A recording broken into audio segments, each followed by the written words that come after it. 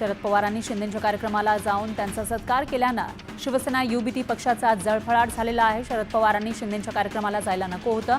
आम्हाला पण राजकारण कळतं, काही गोष्टी राजकारणामध्ये टाळायच्या असतात, अशा शब्दात खासदार संजय राऊतांनी पवारांना सुनावलं। शिवसेना तोडणाऱ्यांना तुम्ही सन्मानित करता, यामुळे त्रास झाला। महाराष्ट्राच्या शत्रूंना असे पुरस्कार देणं रुचलं नाही। गद्दारांना असे सन्मान देणं म्हणजे राज्याच्या अस्मितेला धक्का देणारा आहे, अशी घणाघाती टीका संजय राऊतांनी केली। एकनाथ शिंदेंनी शिवसेनेशी गद्दारी केली। शरद पवारांनी शिंदेंचा नाही तर महाराष्ट्राचे तुकडे करणाऱ्या अमित शहांचा सत्कार केला, असा हल्लाबोलही संजय राऊतांनी केला। ठाण्याबाबत शरद पवारांकडे चुकीची माहिती आहे, पवारांकडे माहिती नसेल तर राजन विचारे माहिती देतील, असा हल्लाबोल संजय राऊतांनी केला। तर ठाण्याचा विकास शिवसेनेनं केलाय, असंही राऊत म्हणाले। पवारांनी एकनाथ शिंदेंचा सत्कार केल्यानं उद्धव ठाकरेंनी तीव्र नाराजी व्यक्त केल्याची माहिती आहे। सत्कार सोहळ्याला शरद पवारांनी जाणं टाळलं पाहिजे होतं, असं स्पष्ट मत उद्धव ठाकरेंनी मांडल्याचं कळतं। शरद पवारांवर टीका करण्या एवढे राऊत मोठे आहेत का, असा सवाल शंभूराज देसाईंनी विचारलाय। राऊत वैफल्यग्रस्त झालेत, याच मानसिकतेतून राऊतांनी पवारांवर टीका केली आहे, असंही देसाई म्हणाले। शरद पवारांची भूमिका पटली नाही तर मग मवियातून बाहेर पडा, पवारांसोबत कशाला राहता, असे प्रश्न विचारत शंभूराज देसाई यांनी राऊतांवर निशाणा साधला। शरद पवार देशाचे मोठे नेते आहेत, त्यांच्याबद्दल राऊतांनी असं बोलणं योग्य नाही। संजय राऊतांना कधीच कोणी पुरस्कार दिला नसेल, त्यामुळे ते असं बोलत असतील, अशी टीका अमोल मिटकर यांनी केली। योगदानाबद्दल शिंदेंना पुरस्कार देण्यात काही गैर नाही, पवारांना राजकारण चांगलं कळतं, पवारांनी काय करावं हे इतरांनी सांगू नये, अशी टीका अमोल कोल्हेंनी केली। एकनाथ शिंदे राज्याचे हितचिंतक आहेत, त्यांच्या चांगल्या कामांमुळे त्यांना पुरस्कार मिळाला, असं भावना गवळी म्हणाल्या। संजय राऊत राज्याचे शत्रू आहेत, त्यांनी राज्याचं नुकसान केल्याची टीका भावना गवळींनी केली। दिल्लीमध्ये सुरू असलेलं साहित्य संमेलन म्हणजे दलाली आहे, साहित्य संमेलनाच्या निमित्तानं कुणाचाही सन्मान केला जातोय, अशी टीका संजय राऊतांनी केली। मला साहित्य संमेलनाचं निमंत्रण आहे, पण मी जाणार नाही, असंही राऊत म्हणाले। धनंजय मुंडेंचा राजीनामा न घेण्यावरून शिवसेनेचे वरिष्ठ नेते नाराज असल्याची माहिती सूत्रांनी दिली। मुंडे प्रकरणावरून सरकारची बदनामी होत असल्यानं शिवसेनेचे नेते नाराज आहेत, तर मुंडेंचा राजीनामा घेण्याची जबाबदारी कोणाची, असा सवाल शिवसेना नेत्यांनी विचारल्याची माहिती आहे। आता दिल्लीच्या फेऱ्या वाढणार असल्याचे संकेत उपमुख्यमंत्री एकनाथ शिंदे यांनी खासदारांना दिले। गेल्या आठवड्यामध्ये शिंदेंनी दिल्लीमध्ये जाऊन भाजपच्या वरिष्ठ नेत्यांची भेट घेतल्याचं सांगण्यात येत आहे, पण शिंदेंच्या दौऱ्यामागचं नेमकं कारण काय हे अद्याप गुलदस्त्यात आहे। लाडकी बहीण योजनेतील अपात्रतेवरून जयंत पाटलांनी महायुती सरकारला टोला लगावला। आता आम्ही लाडक्या बहिणींच्या बाजूने आहोत, पैसे बंद होणार नाही, यासाठी लढा उभारणार, असं जयंत पाटील म्हणाले। सिंधुदुर्गमध्ये भाजपकडून कार्यकर्ता मेळाव्याचं आयोजन करण्यात आलं। भाजपचे कार्यकारिणी अध्यक्ष रवींद्र चव्हाण, खासदार नारायण राणे आणि पालकमंत्री नितेश राणे यांच्या उपस्थितीमध्ये संध्याकाळी हा मेळावा होणार आहे। मलंगड आंदोलनामध्ये शिवसेनेचे 2 गट आमने सामने आले। आम्ही मलंगडला मुक्ती देण्यासाठी आलोय, तर ते दिखावा करण्यासाठी आलेत, अशी टीका शिवसेना युबीटीचे जिल्हा प्रमुख दीपेश म्हात्रेंनी केली।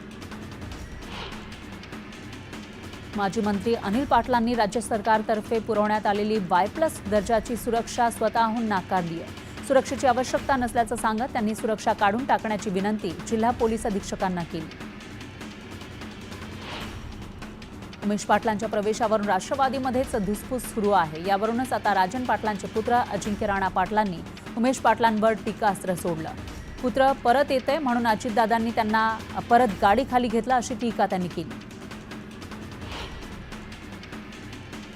अब्दुल सत्तारांना आणखी एक धक्का बसलेला आहे। सिल्लोडमध्ये 14 पुतळे उभारण्यास औरंगाबाद खंडपीठानं स्थगिती दिली आहे। पुतळे उभारणीची जागा वादात आहे। सुनावणी सुरू असेपर्यंत पुतळे उभारण्यास मनाई करण्यात आली आहे।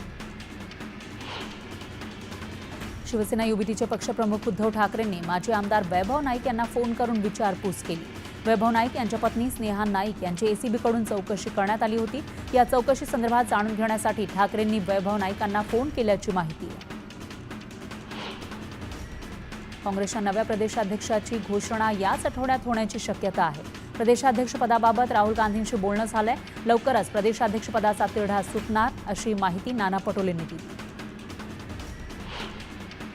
रायगडच्या उरण विधानसभा मतदारसंघातील भाजप आमदार महेश बालदी यांनी भ्रष्ट मार्गाने निवडणुकीमध्ये विजय मिळवल्याचा दावा करत त्यांच्या या निवडीला हायकोर्टामध्ये आव्हान देण्यात आलं आहे. न्यायालयानं या याचिकेची गंभीर दखल घेत महेश बालदी यांच्यासह निवडणूक आयोगाला समन्स बजावलंय आणि भूमिका स्पष्ट करण्याचे आदेश दिले.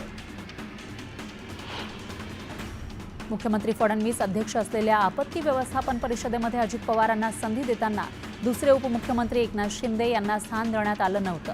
याबद्दल टीका सुरू झाल्यानं अखेर शिंदेंचा प्राधिकरणामध्ये समावेश करण्यात आला. मंत्र्यांच्या अधिकारावर गदा येत असल्याची तक्रार शिवसेनेच्या मंत्र्यांनी मुख्यमंत्री देवेंद्र फडणवीस यांच्याकडे केली. या संदर्भात शिवसेनेच्या मंत्र्यांनी मंत्रिमंडळामध्ये तीव्र नाराजी व्यक्त केल्याची माहिती आहे.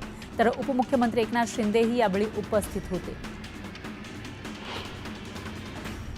गुहागरच्या बेळणेश्वर मंदिरामध्ये मंदिर प्रवेशासाठी नियमावली तयार करण्यात आली आहे. पारंपरिक वेशात आल्यावरच मंदिरात प्रवेश मिळेल अशी सूचना मंदिर प्रशासनाकडून देण्यात आली. 1 एप्रिलपासून नियमांची अंमलबजावणी केली जाणार आहे. अमरावतीच्या सोनारखेडा गावच्या महिला सरपंचाला 36,000ची लाच घेताना रंगेहात पकडण्यात आले. बांधकामाची बिलं काढून दिल्यानंतर कंत्राटदाराला लाच मागण्यात आली होती. तर अमरावतीच्या एसीबीनं ही कारवाई केली. नागपूर जिल्हाधिकारी कार्यालयाच्या नवीन इमारतीच्या कामाला सुरुवात झालेली आहे. नवीन इमारतीसाठी जिल्हाधिकारी कार्यालयाच्या बाजूला असलेल्या जुन्या इमारतींना तोडण्याचं काम सुरू करण्यात आलं. कोरेगाव बसस्थानकाच्या काँक्रिटीकरणाच्या कामांचा शुभारंभ करण्यात आला आहे. आमदार महेश शिंदे यांच्या प्रयत्नातून 2,81,00,000 निधी या कामासाठी मंजूर करण्यात आला आहे. हिंगोलीतील शेतकऱ्यांनी अनोखं आंदोलन सुरू केलं. विविध मागण्यांसाठी अर्धनग्न होऊन शेतकरी मुंबईच्या दिशेनं रवाना झाले. गोळ्या घातल्या तरी माघारी हटणार नाही असा आक्रमक पवित्रा या शेतकऱ्यांनी घेतला. वाशिम बाजार समितीमध्ये चियाच्या दरानं नवा उच्चांक गाठलेला आहे. चियाला 23,000 रुपये प्रति क्विंटलचा दर मिळतोय. शेतकऱ्यांना मोठा आर्थिक फायदा होणार आहे. बदलापुरात मनसेनं बांगलादेशी नागरिकांविरोधात मोहीम सुरू केली आहे. शहरामध्ये राहणाऱ्या बांगलादेशींची माहिती द्या आणि 1,001 रुपये रोख मिळवा असं आवाहन मनसेकडून करण्यात आलं. पुण्यात मेट्रोकडून ई-बाईकची सेवा सुरू करण्यात आली आहे. मेट्रोमध्ये प्रवाशांची संख्या वाढत असल्यानं ही पूरक सेवा सुरू करण्यात आली आहे. 50 ई-बाईक मार्फत ही सेवा दिली जाणार आहे. प्रवाशांना प्रवास अधिक सुलभ होईल. भाजप खासदार अनिल बोंडे यांच्या तक्रारीनंतर अमरावतीच्या मोर्शीचे तहसीलदार राहुल पाटील यांचं निलंबन करण्यात आलंय. महसूल विभागाची प्रतिमा मलिन केल्याचा राहुल पाटील यांच्यावर ठपका ठेवण्यात आलाय. शिरूर तालुक्यातील पाबळ गावात बैलगाडा शर्यतीचा थरार रंगला. श्री क्षेत्रपाल भैरवनाथ महाराजांच्या माघी यात्रेनिमित्त या शर्यतीचं आयोजन करण्यात आलं. शेकडो भाविकांनी शर्यत पाहण्यासाठी गर्दी केली होती. हिंगोलीच्या वसमतमधील गिरगाव प्राथमिक आरोग्य केंद्र राष्ट्रीय गुणवत्ता आश्वासक कार्यक्रमाअंतर्गत राष्ट्रीय स्तरावर नामांकनास पात्र ठरलेलं आहे. छत्रपती संभाजीनगर मंडळातून नामांकनास पात्र ठरणारं हे एकमेव आरोग्य केंद्र आहे. शासकीय हमीभावानं तूर खरेदी व्हावी अशी मागणी महिनाभरापासून होत होती. त्यानुसार राज्य सहकारी पणन महासंघानं जळगाव जिल्ह्यामध्ये 16 केंद्रांवर तूर खरेदीसाठी नोंदणी करण्याच्या सूचना दिल्यात. 7,550 रुपये प्रति क्विंटल हमीभावानं तूर खरेदी केली जाणार आहे. क्रिप्टो ट्रेडिंगमध्ये नफा मिळवून देण्याचा आमिष दाखवत जळगावात एका विद्यार्थ्याला 9 लाखांचा गंडा घालण्यात आला. दरम्यान अज्ञात व्यक्तीविरोधात जळगाव सायबर पोलिसात गुन्हा दाखल करण्यात आला आहे.